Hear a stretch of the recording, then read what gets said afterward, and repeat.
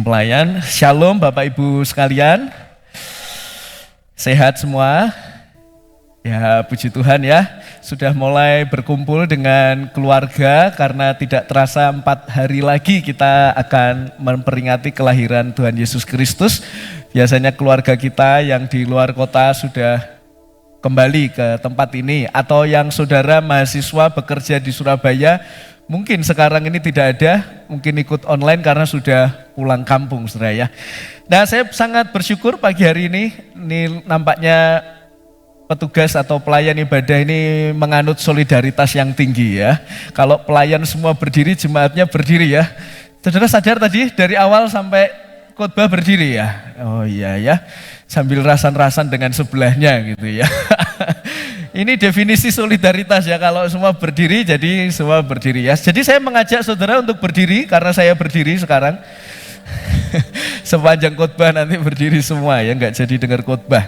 Nah saudara yang dikasihi oleh Tuhan, kita akan melanjutkan pembahasan firman Tuhan dari judul kelahirannya, bukti kesetiaannya. Wah, kita sudah perjalanan panjang saudara ya, dari awal bulan November kita belajar janji penebusan Allah itu diberikan melalui Adam ya, ketika Adam jatuh kepada dosa, Kejadian 3:15, kita belajar kepada Nuh, Abraham, lalu ada siapa lagi? Mulai dari Abraham masuk ke Israel ya, betul ya? Nah, di sana kita belajar ada Musa ya, yang dipakai Tuhan untuk memelihara sekalipun dia lupa menyunatkan putranya, tetapi lewat Zipora ya, perempuan asing itu, akhirnya bangsa Israel tetap menjadi sebuah bangsa pilihan karena peran Zipora yang menyunatkan putranya ya, sehingga ada korban darah di sana, itu menjadi perlambangan pengorbanan Kristus. Lalu kita belajar Mara dan Elim ya, sekalipun bersungut-sungut, tegar tengkuk, habis dikasih mujizat, tapi kemudian bersungut-sungut lagi, tetapi Tuhan tidak mengalihkan pandangannya kepada bangsa lain, dia tetap memilih bangsa Israel sebagai umat pilihan. Lalu kita masuk kepada Rut dan Boaz, dan hari ini kita masuk kepada minggu terakhir sebelum kita masuk kepada Natal tanggal 25, kita akan membahas sebuah judul yaitu Kristus Anak Daud. Ya, Kristus Anak Daud, yang terambil dalam 2 Samuel pasal yang ke-7 ayat 12 sampai 14. Mari kita membuka Alkitab kita masing-masing dan kita melihat dari 2 Samuel 7 ayat 12 sampai 17. Saudara bisa membuka di dalam Alkitabnya atau HP-nya atau tab-nya. Tapi di depan juga sudah ada ayatnya. Saya baca ayat yang ke-12, saudara ayat yang ke-13, bergantian sampai nanti di ayat yang ke-17 ya. Apabila umurmu sudah genap dan engkau telah mendapat perhentian bersama-sama dengan nenek moyangmu, maka aku akan membangkitkan keturunanmu yang kemudian, anak kandungmu, dan aku akan mengokohkan kerajaannya.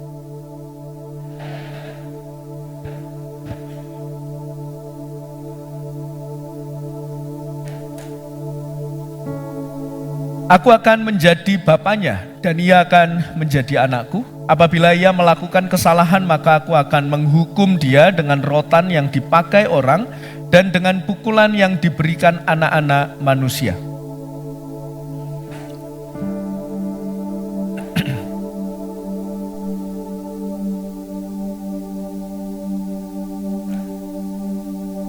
Keluarga dan kerajaanmu akan kokoh untuk selama-lamanya di hadapanku. Tahtamu akan kokoh untuk selama-lamanya.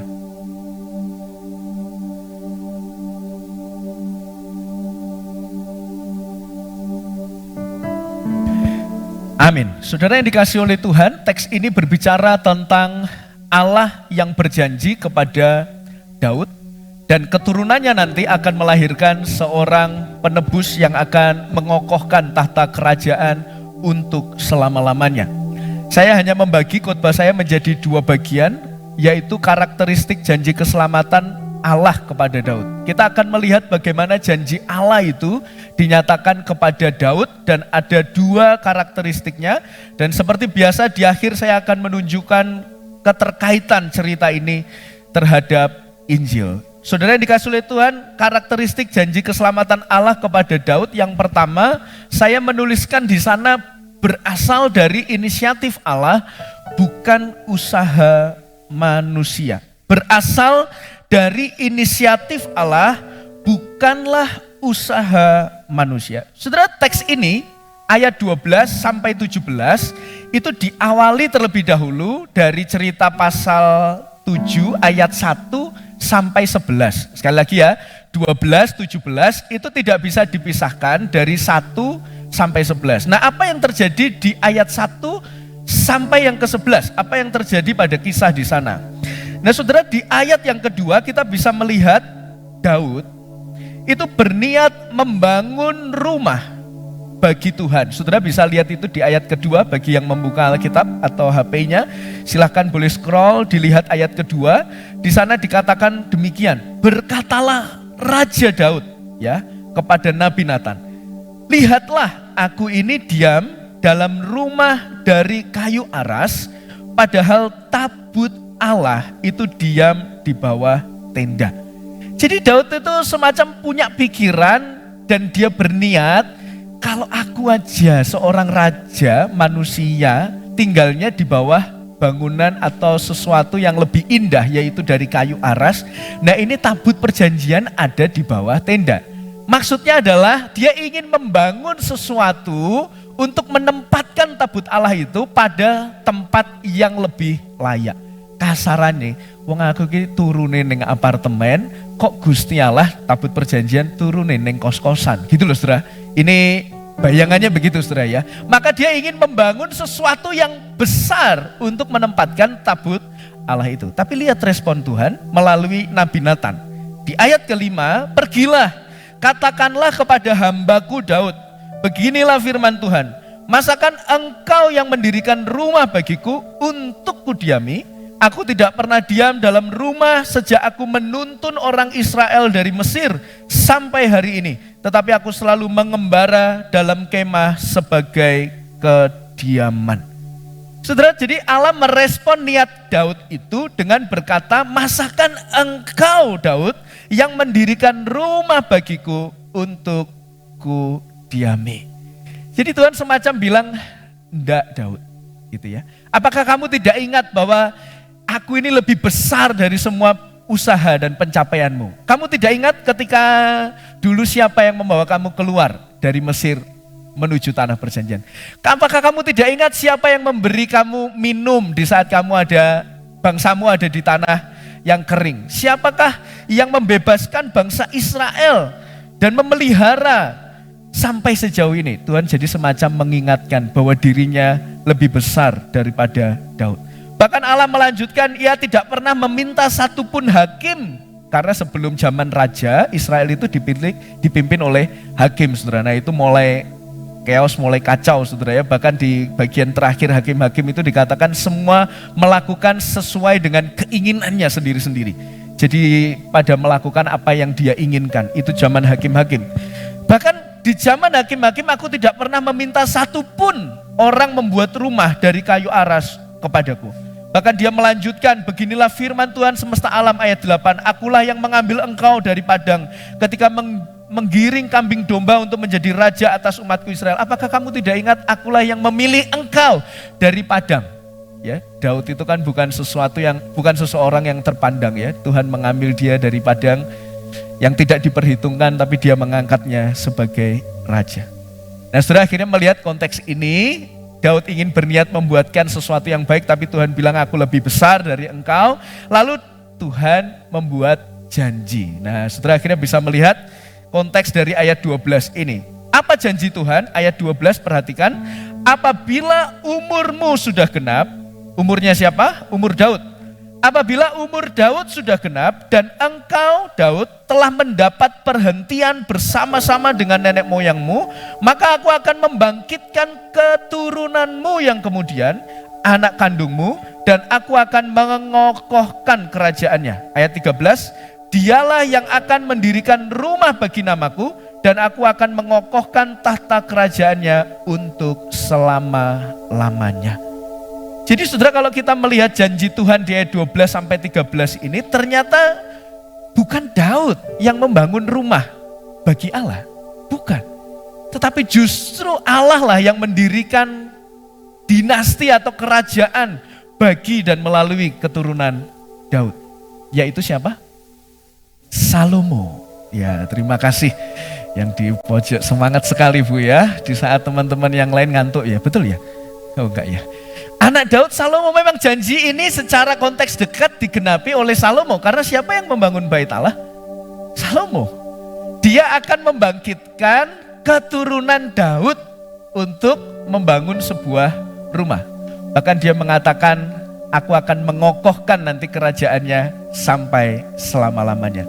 Saudara, ini bukan berarti niat Daud itu salah, bukan. Di dalam satu raja-raja, ini satu cerita yang sama tapi dalam kisah yang berbeda, dalam sama-sama surat sejarah ya, atau kitab sejarah satu raja-raja dikatakan maksudmu memanglah baik. Jadi maksud Daud itu memang baik, bukan tidak baik, tidak, tapi maksudnya baik. Tapi kenapa Allah mengatakan bukan kamu Daud? Allah seolah ingin berkata bahwa segala sesuatu termasuk janji tentang kerajaan yang kokoh, ya, kerajaan yang kokoh itu bukan berasal dari kamu, tapi inisiatif Allah, kemurahan Allah dan anugerah Allah. Bukan karena pencapaian Daud, bukan karena prestasi Daud, ataupun bukan karena usaha Daud. Saudara bisa perhatikan di ayat 12 itu, bahkan Tuhan bilang nanti kalau kamu sudah dikatakan umurmu sudah genap. Apa sih maksudnya umurnya sudah genap? Apakah umurnya sudah 2 tahun, 4 tahun, 6 tahun, 100 tahun? Maka kalau 17 tahun berarti itu ganjil, enggak genap. Apakah begitu? Bukan. Waktu Tuhan bilang apabila umurmu sudah genap, itu maksudnya apabila kamu sudah mati. Karena di sana dilanjutkan apa? Dan engkau telah mendapat perhentian bersama dengan nenek moyangmu. Waktu kamu sudah mati, tempatmu sudah bersama dengan nenek moyangmu yang sudah mati, maka aku akan membangkitkan keturunanmu. Jadi ini bukan tentang Daud. Janji Allah tentang kerajaan yang kokoh itu bukan tentang Daud, dan ini juga bukan tentang Salomo. Mungkin saudara berpikir, wah, ya kan memang bukan Daud, tapi kan anaknya Pak. Berarti ini tentang Salomo. Bukan tentang Salomo, karena dikatakan di sana dengan jelas siapa yang membangkitkan Salomo? Allah. Dengan jelas dikatakan frasa yang dipakai adalah aku Allah yang akan membangkitkan keturunanmu. Keturunan anak kandungmu berarti Salomo. Kata membangkitkan itu menunjukkan inisiatif Allah yang aktif. Keturunan bukan sekedar hasil biologis, saudara. Bukan sekedar hasil biologis, tetapi adalah ketetapan Sang Ilahi. Jelas ini menunjukkan bahwa semua bukan tentang Daud, bukan tentang Salomo, tapi tentang Allah sendiri. Bahkan dikatakan, dan aku, bukan Salomo, tapi aku Allah yang akan mengokohkan kerajaan itu. Jadi yang menginisiasi Allah, yang mengokohkan Allah. Jadi ini bukan tentang Daud, bukan tentang Salomo, tetapi tentang Allah. Ini menegaskan saudara bahwa janji keselamatan melalui keluarga Daud itu digerakkan oleh apa? Oleh anugerah Allah, bukan melalui prestasi manusia. Dan bukankah itu yang menjadi pusat atau tema di dalam sepanjang Alkitab? Bukankah kebaikan Allah selalu mendahului ketaatan manusia? Mungkin saudara sudah sering mendengar kalimat ini keluar dari mulut saya. Kenapa saya sering mengatakan? Karena di Alkitab selalu dikisahkan bahwa anugerah Allah, kebaikan Allah itu mendahului ketaatan manusia. Sebelum saya dan saudara taat, sebelum saya dan saudara bisa punya niat untuk taat kepada Allah, Allah sudah terlebih dahulu mengasihi kita. Sudah memutuskan untuk mengasihi dan menebus saya dan saudara. Ingatkah saudara bahwa kebenaran ini selalu diulang-ulang di dalam sejarah penebusan? Bukankah kebaikan Allah mendahului ketaatan Adam? Bahkan waktu Adam berdosa, Allah sudah memberikan janjinya kepada Adam. Bukankah kebaikan Allah mendahului kesalehan Nuh? Bukankah kebaikan Allah selalu mendahului pertobatan Israel? Pertobatan yang kadangkala naik, kadangkala turun, kadangkala baik, kadangkala bersungut-sungut. Tetapi Allah terlebih dahulu menyatakan kebaikannya. Bahkan dia sebelum memberikan perintah 10 hukum Taurat, dia mengatakan, akulah Allah yang menuntun engkau keluar dari Mesir. Artinya kebaikan Allah mendahului ketaatan kita seringkali menjadi tema yang diulas di dalam Alkitab. Saudara, maka kalau kita melakukan apapun, tujuannya bukan karena saya sudah ditebus oleh Allah, berarti itu motivasi yang keliru. Banyak saudara. Orang itu kan melakukan sesuatu, ketaatan, kelihatan pelayanan, tapi motifnya kan bisa beraneka ragam ya. Siapa tahu motif orang itu kan ada di dalam mana? Di hati gitu ya. Mungkin sama-sama pelayanan, sama-sama melayani, mungkin di mimbar, sama-sama melayani di bawah, sama-sama melayani di kepanitiaan, sama-sama melayani di pekerjaan. Tetapi kalau yang motifnya karena sudah dikasihi dan ingin dikasih, pasti hasilnya berbeda. Sama-sama pelayanan tapi sadar dia pelayanan karena saya sudah dikasihi, sama pelayanan karena saya mau dikasihi Tuhan. Beda saudara. Itu perbedaannya sangat besar sekali. Kalau kita pelayanan karena kita sudah dikasihi, kita itu enggak banyak nuntut saudara. Kenapa? Karena memang kita pelayanan bukan karena dapat sesuatu kan, tapi karena sudah mendapatkan dari Allah. Kebaikan Allah mendahului. Jadi kita pelayanan kalau mau all out, kalau mau kadang juga korban perasaan gitu saudara ya. Memang kan pelayanan itu tidak mudah. Kalau saudara semakin menggeluti, semakin dalam mau melayani. Wah sakit hati kok saudara. Percayalah. Oh Pak Pendeta ngomong gitu enak gitu. Iya saya pelayanan juga sering kali sakit kok saudara. Saudara mungkin pelayanan di gereja ini pernah mengalami kesakitan, sakit saudara. Saya tidak mengatakan pelayanan itu enak, semua serba mudah. Kita berhadapan dengan orang-orang yang semua itu malaikat gitu, semua bisa menghargai orang lain. Wah saya enak Pak pelayanan di sini Pak, wah semuanya kok menyambut saya, mengapresiasi saya, gak ono sing angel Pak orangnya gitu saudara. Alah tunggu aja nanti, mungkin tahun depan 2 tahun lagi. Saudara akan merasakan, wah gak enak juga ternyata ya, iki wong kok ternyata wangel une sewu saudara. Saudara pernah berhadapan dengan ini kok orang sulit sekali, kadangkala kok saya sudah melakukan sesuatu tetapi dia tidak menghargai dan lain sebagainya. Tapi kalau kita sadar kita melayani karena sudah ditebus, kita akan tetap semangat kok melayani Tuhan. Beda dengan orang yang melayani tapi ingin sesuatu ya, ingin dikasihi, ingin ya dapat segalanya, pengakuan dan lain sebagainya. Saya pikir ya tidak akan bertahan lama. Gak diakuin sedikit, sudah kecewa wajar saudara. Tapi ketika kecewa itu terus dipelihara sampai menjadi akar kepahitan, saya pikir tidak demikian seharusnya. Saudara, kebaikan Allah itu mendahului ketaatan kita. Yang berikutnya menjadi aplikasi dari poin yang pertama adalah kita akhirnya tahu bahwa fokus rencana keselamatan itu bukan terletak pada kita, bukan. Tapi terletak pada Allah sendiri. Siapa yang menginisiasi? Allah. Siapa yang memelihara janjinya? Allah. Bahkan manusia begitu rapuh dan terbatas.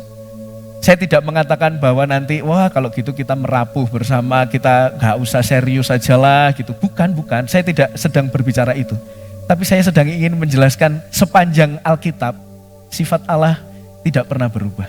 Dia yang menginisiasi, dia yang menjaga. Tapi kalau yang menjaga itu diserahkan kepada kita, kita tidak akan pernah bisa berhasil saudara. Saya pernah bertemu dengan orang Kristen yang sudah lama sekali saudara, ikut Tuhan, bahkan pelayanan dengan rajin. Ketika saya ngobrol, saya kaget saudara.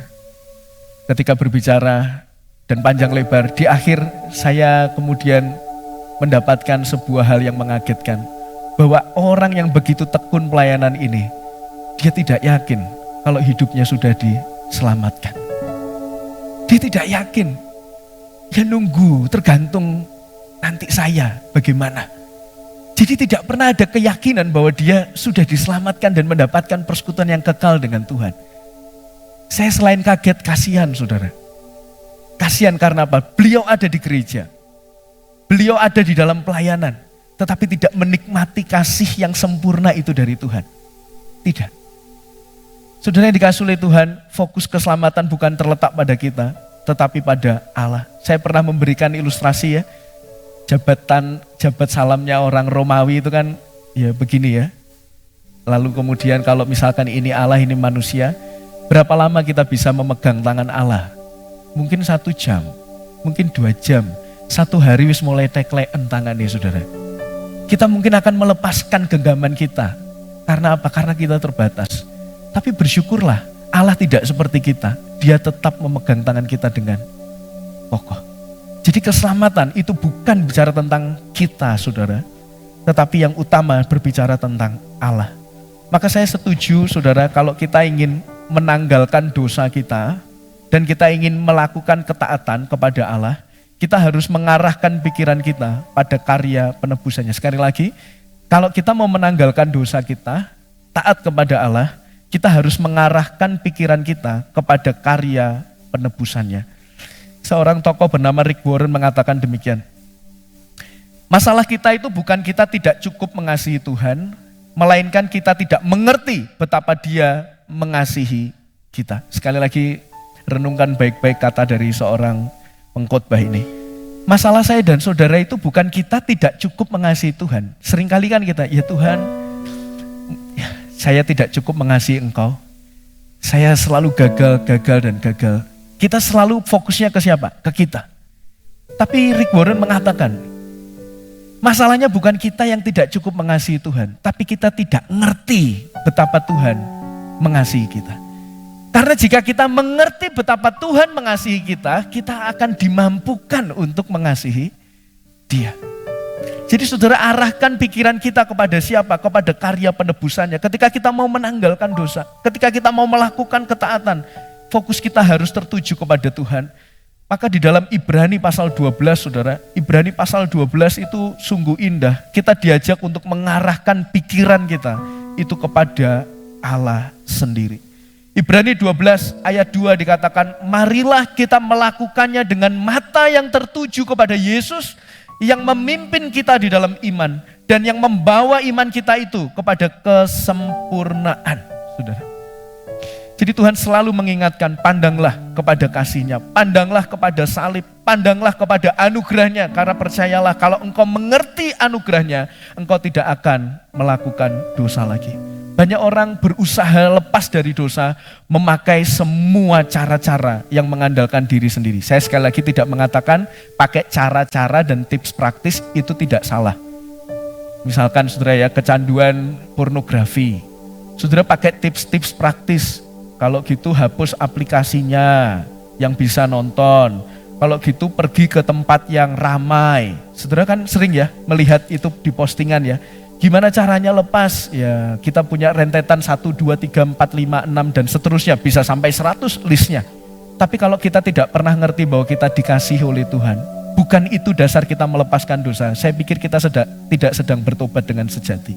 Sekali lagi saudara ya, kalau saudara meninggalkan dosa karena bukan karena saudara sadar saudara sudah dikasihi Tuhan, saya pikir itu bukan pertobatan sejati. Karena pertobatan yang sejati itu lahir dari kekaguman, saya sering mengatakan ya. Pertobatan sejati itu lahir dari kita kagum kepada Allah, bukan karena kita takut terhadap hukumannya. Saudara, saya ingin memberikan ilustrasi. Saudara di sini egois, berubah jadi tidak egois. Kan baik saudara ya. Tapi apa yang baik ini belum tentu baik. Apa yang menggerakkan saudara untuk menjadi orang yang tidak egois? Dari egois jadi tidak egois. Apa yang menggerakkan? Seringkali orang berkata, jangan egois.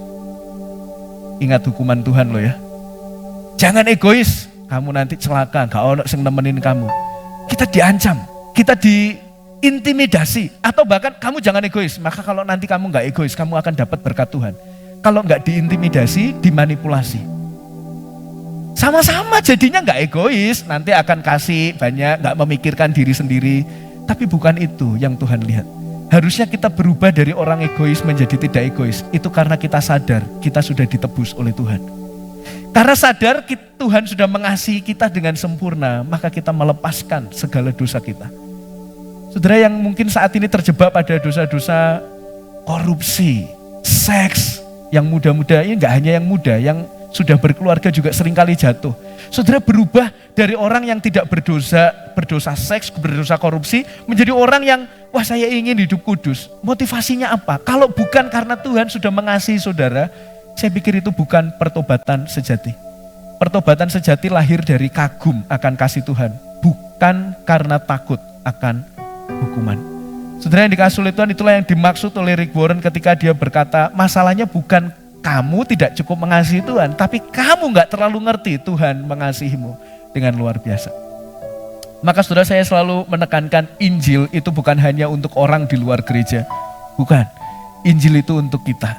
Kita harus senantiasa diingatkan setiap hari saudara untuk merenungkan anugerahnya. Semakin saudara merenungkan anugerahnya, saudara semakin sadar saudara dikasih, maka saudara semakin ingin meninggalkan dosa saudara. Ada seorang pendeta yang terjebak dalam dosa pornografi cukup lama. Pendeta, ini kisah nyata saudara ya, kisah nyata. Pendeta yang terjebak pada dosa pornografi sudah melayani bertahun-tahun dalam sebuah gereja. Lalu kemudian dia masih terjebak dalam dosa pornografi.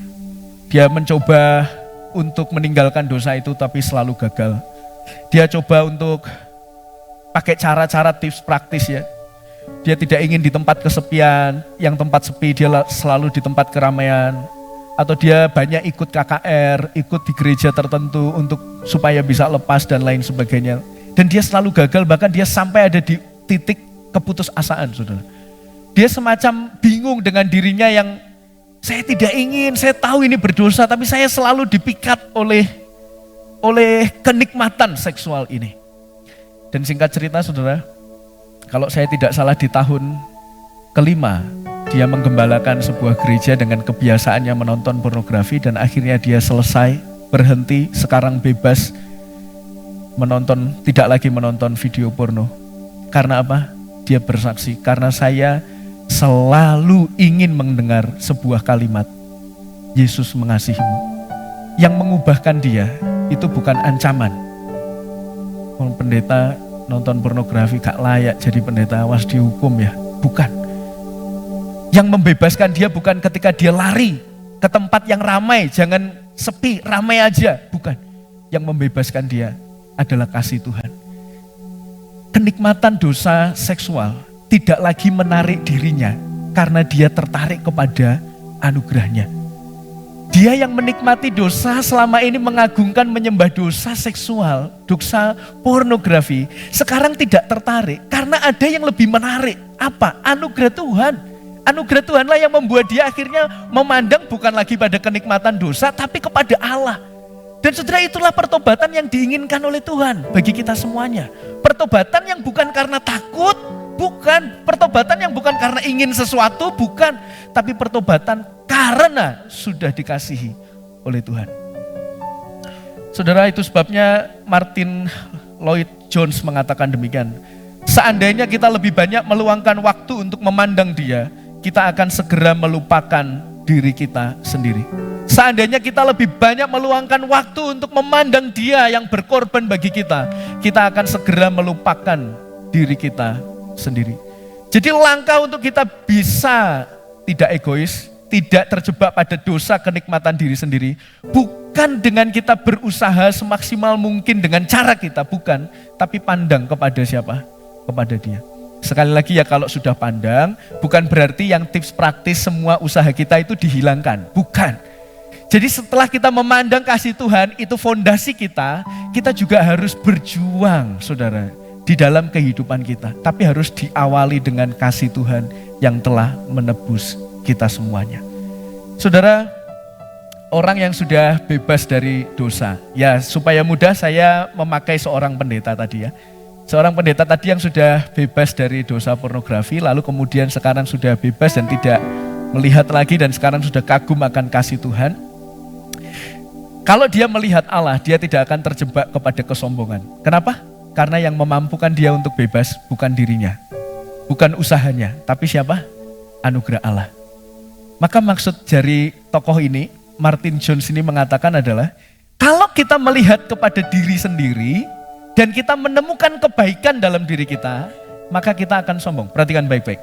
Kalau kita selalu memandang kepada diri kita sendiri, usaha kita, semua jerih lelah kita, perjuangan kita, sekalipun itu tidak salah. Tapi kalau kita terus hanya memandang kepada diri sendiri dan kita menemukan sebuah kebaikan, percayalah saudara akan sombong. Dan kalau saudara melihat diri sendiri terus, kepada usaha saudara, kepada perjuangan saudara sendiri terus tanpa dan mengabaikan anugerah Allah, dan saudara menemukan kegagalan dalam diri saudara, saudara akan putus asa. Itulah yang dimaksud bahwa kalau kita ini tidak memandang anugerahnya, kalau kita berhasil, pasti kita akan ngomong tentang kita. Kalau Kalau kita gagal, kita akan hancur. Karena semua berdasar pada siapa? Kepada kita sendiri. Saudara, saya pernah berbincang juga dengan orang yang kok anugerah terus sih Pak gitu ya. Karena kekristenan tanpa anugerah itu bukan kekristenan, saudara. Kekristenan memang tentang anugerah dari awal sampai akhir.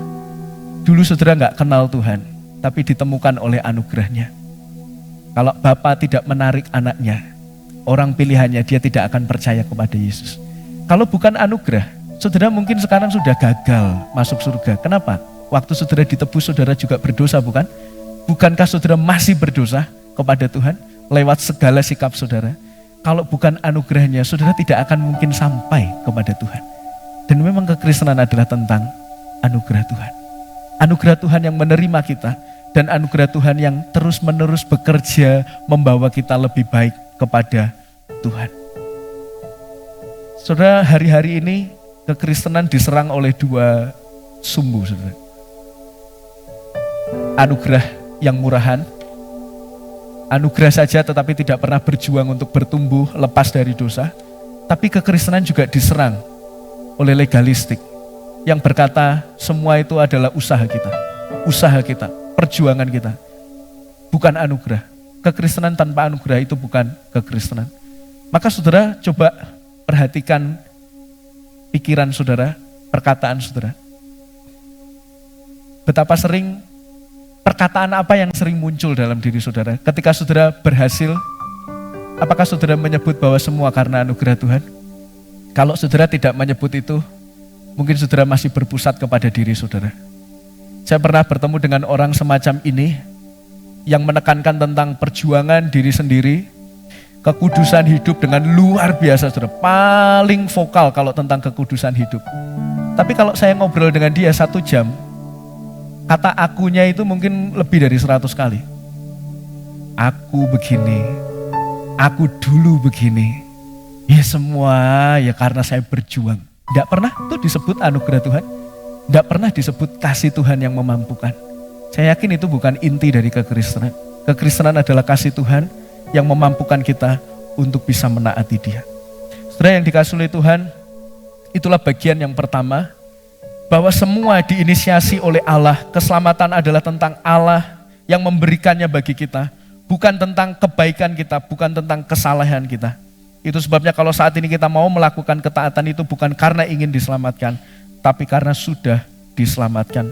Bukti dari kita diselamatkan. Yang kedua saudara, yang kedua adalah kegagalan manusia tidak akan membatalkan janji keselamatan Allah. Ini keren sekali, setelah menginisiasi dia memegang janjinya sampai selamanya. Saudara lihat itu di ayat 14 dikatakan demikian. Aku akan menjadi bapaknya dan ia akan menjadi anakku.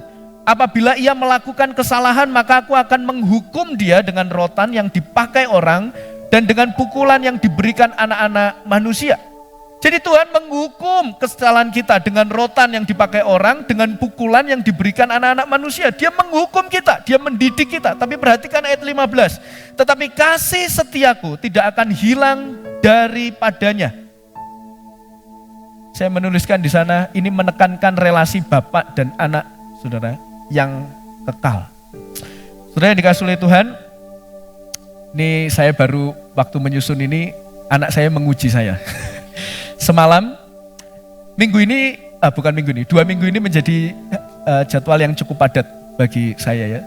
Untuk bisa, karena sudah Natal biasanya pendeta cukup sibuk di Natal begitu. Dan ini benar-benar luar biasa 2 minggu ini.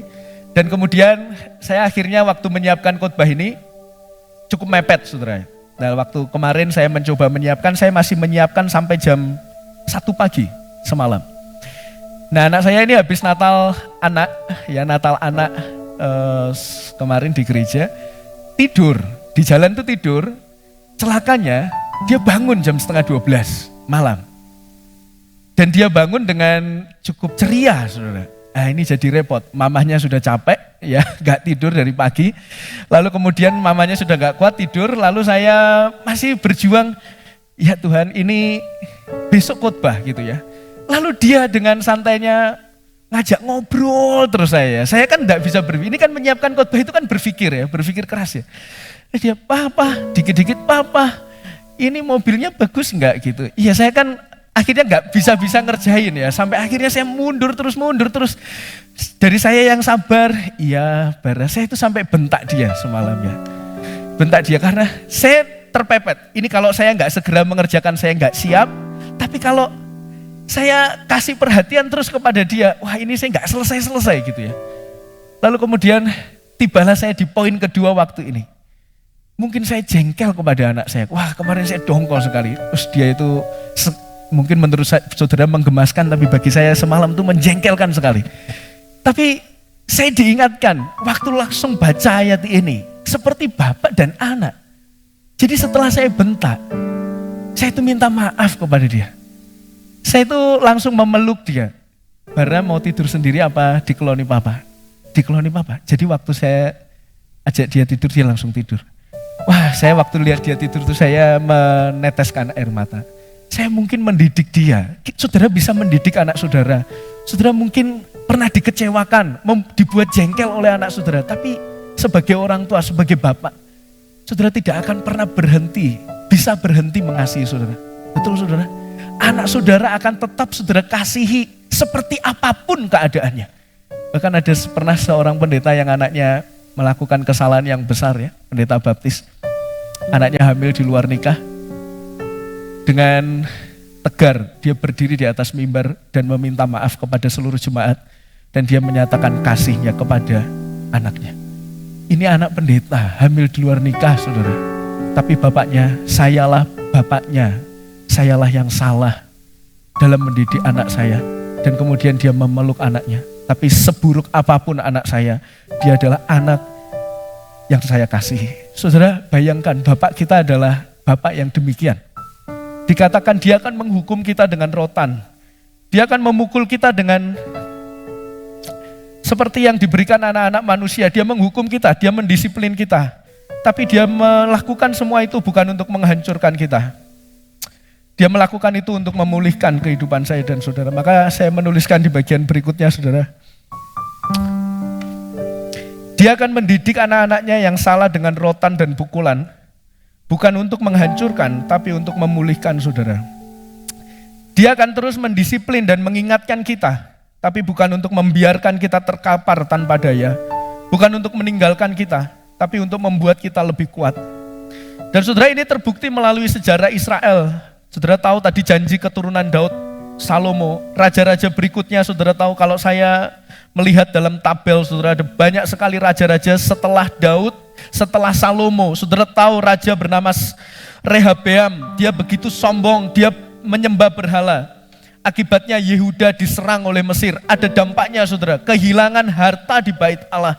Ada raja bernama Abia, hatinya tidak utuh bagi Tuhan. Akibatnya apa? Pemerintahannya singkat dan tidak stabil. Ada raja bernama Asa, mengandalkan manusia, menindas nabi. Lalu Tuhan menghukum dia dengan penyakit kaki sampai mati. Ada Yosafat yang kompromi dengan raja yang jahat. Dia hampir tewas di medan perang. Lalu ada Raja Yoram, Raja Ahasia, Raja Atalia, Raja Yoas, Raja Amazia, Usia, sampai Raja Zedekia. Semuanya bukanlah raja yang baik, saudara. Mungkin raja yang baik bisa dihitung pakai jari. Tetapi semua melanggar. Dan Tuhan tidak tinggal diam. Dia menghukum bangsa Israel. Dia menghukum bangsa Israel. Tapi sekali lagi saudara perlu mengingat, Allah tidak beralih kepada bangsa lain. Bangsa Israel adalah umat kesayangan Allah. Saudara, kita ini adalah Israel rohani pada masa kini. Kalau Tuhan berkata, aku akan menghukum bangsa Israel tapi tidak akan pernah meninggalkannya. Janji Tuhan itu juga berlaku bagi kita sekalian. Kita mungkin akan dididik oleh Tuhan, atau mungkin saudara saat ini ada dalam didikan Tuhan. Saudara sedang mengalami pergumulan, tantangan yang tidak mudah. Mungkin saudara mulai bertanya, Tuhan kenapa engkau melakukan ini kepadaku? Tuhan kenapa engkau membiarkan semua ini? Tuhan kenapa seolah-olah ada hukuman yang Tuhan nyatakan bagi saya? Tetapi ingatlah, itu semua Tuhan lakukan untuk memulihkan dan membuat kita lebih kuat. Karena kita adalah anak-anak Allah. Silahkan dilanjutkan slide-nya. Saudara, inilah kabar Injil. Allah mendisiplin tanpa menolak. Dia menghajar tanpa membuang. Perjanjian Allah tidak runtuh oleh dosa umatnya, tetapi justru menyingkap kebutuhan akan raja yang sempurna. Semua kegagalan Israel itu menyingkapkan kebutuhan kita semua, bahwa kita butuh raja yang sempurna. Dan raja yang sempurna itu digenapi di dalam Kristus Yesus. Saudara, di bagian akhir apa kaitan cerita ini dengan Injil, dengan cerita tentang Kristus? Saudara, di slide selanjutnya, di dalam perikop atau teks yang kita baca, ada kata selama-lamanya, itu muncul 3 kali, saudara. Kata selama-lamanya, aku akan mengokohkan kerajaanku selama-lamanya. Tahta kerajaannya akan kokoh selama-lamanya. Saudara bisa lihat itu di ayat 13 dan 17. Mungkin kita mulai bertanya, selama-lamanya? Salomo sepertinya menjadi raja yang gagal, dan raja-raja setelahnya juga gagal. Ternyata saudara, janji tentang tahta yang kokoh untuk selama-lamanya, ini tidak mungkin digenapi oleh Salomo atau raja-raja Yahudi. Tetapi sejarah membuktikan, namun sejarah membuktikan kerajaan Daud itu akan runtuh. Karena sebenarnya teks ini itu berbicara tentang janji yang lebih besar, yaitu tentang Yesus Kristus adalah anak Daud yang sejati.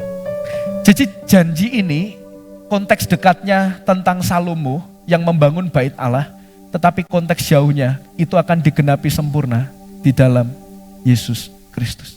Jadi janji ini bukan hanya soal bangunan secara fisik, tetapi tentang tubuh Kristus sendiri yang tercurah bagi kita semuanya. Tubuhnya yang tercabik, itulah yang menjadi dasar keselamatan saya dan saudara. Saudara, bukankah ini keindahan Injil yang senantiasa seharusnya setiap hari kita renungkan? Di saat kita bangun pagi, di saat kita bekerja, di saat kita mau tidur, berita inilah yang seharusnya ada di dalam pikiran kita. Saya mengundang pemain musik untuk ke depan, para singers. Kita akan menaikkan sebuah pujian